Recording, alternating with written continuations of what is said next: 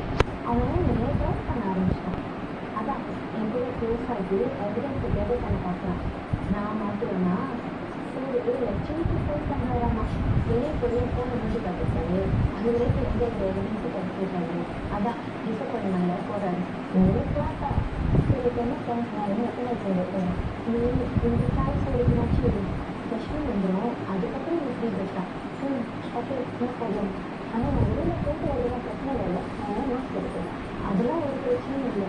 இது நீ மாசினாவே எந்த பிரச்சனையும் இல்லை. அப்போ மாசினா நான் என்ன சொல்லுவேன், எதிர்க்கிற பேமெண்ட் பண்ணுறது வாங்குறேன். அதுவும் அவர் டாக்டர் பார்த்து எடுத்து ரெக்கமெண்ட் பண்ணாரு. நான் ஃப்ரீயாக கஸ்டமர் மட்டும் மாஸ்க் போட்டு போயிட்டே இருக்கேன்.